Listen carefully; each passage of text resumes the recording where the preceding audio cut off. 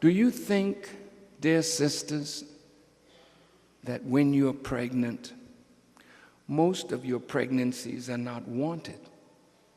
They just happen. But what happens when you are pregnant and don't want it, but you have it? I'll get to that in a minute. Now, this problem between us, children oppress us, women rule us. How do you rule us, sisters? See, the sexual need in the human to express love and to gain pleasure. If you understood, sisters, how God made you, and more than that, what he made you for. Why did he give you the form that you have that's so attractive to a man?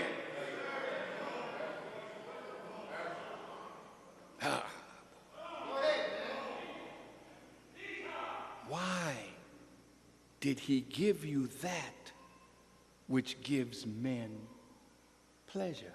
What was that for? Why did he do that to you? So that the oldest profession on the planet is not being a doctor or a lawyer, it's being a whore. Wake up! I'm talking to you. And I need for you to listen.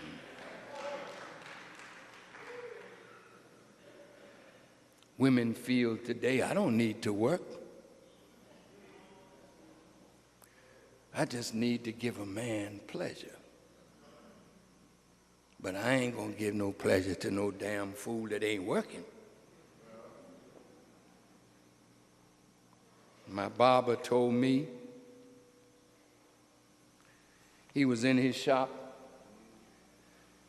He had an older man there looking out for him, and he had a client in his chair, and the door was locked. 3 beautiful young girls came up to the door and knocked. He said, brother, don't let them in, you know, we're closed. But that man saw 3 beautiful young ladies, and he opened the door and let them in. And the young lady said, thank you so much.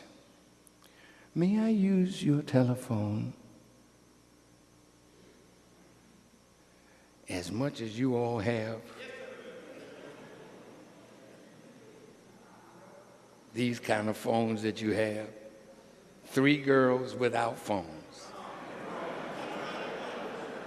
would come to the door and ask an elderly man, can I use your phone? So the barber said, now, minister, these were fine-looking young ladies, well-formed, and they were showing how well-formed they were. The man that was there watching out for me went crazy. I almost had to tackle him.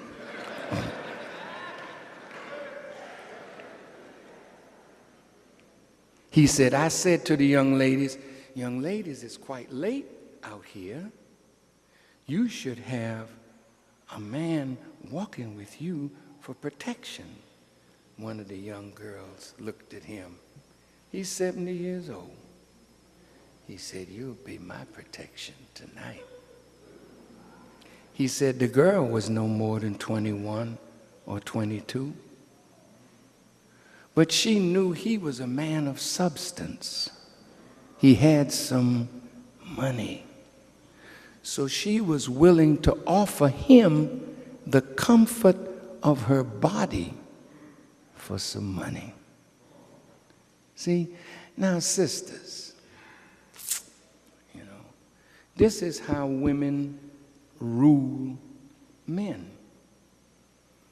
They rule us by our desires for pleasure.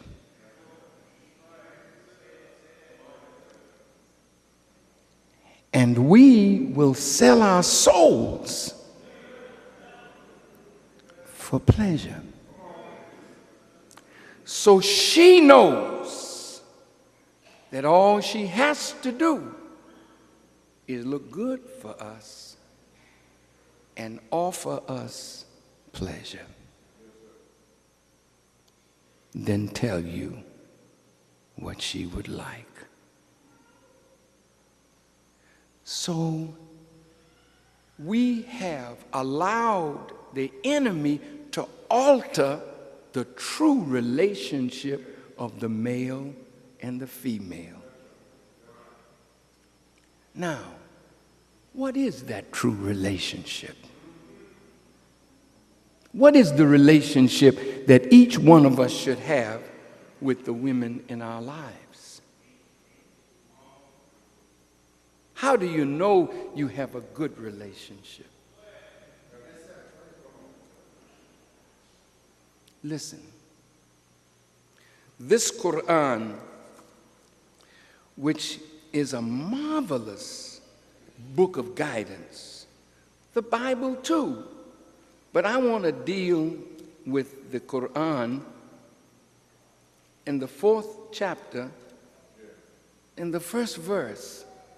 It lays out for us how God set up male-female relationships. Listen to these words. In the name of Allah, the Beneficent, the Merciful, O people, keep your duty to your Lord, who created you from a single being and created its mate of the same essence, and spread from these two many men and women.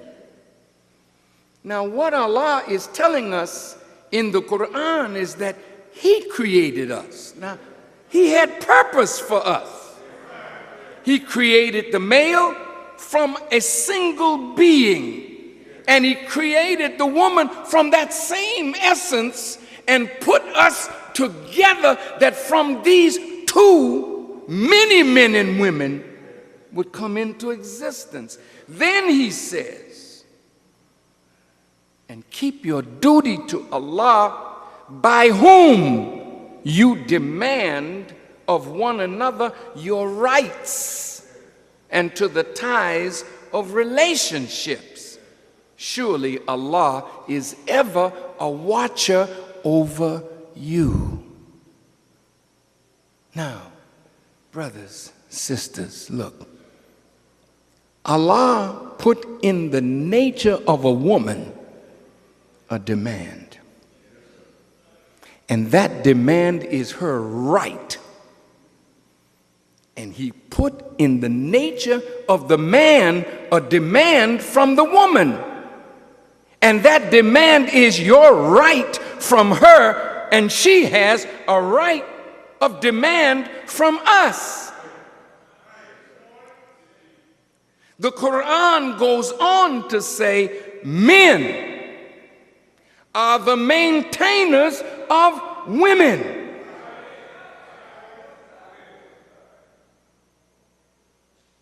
It is in your nature, even though it is not in our consciousness, that we are to maintain her in the nature of her creation. You can't maintain a house if you don't know anything about how that house was constructed. We cannot maintain our women with the vacuum of knowledge that we have of her creation and why God created her. We're not getting heaven from our women.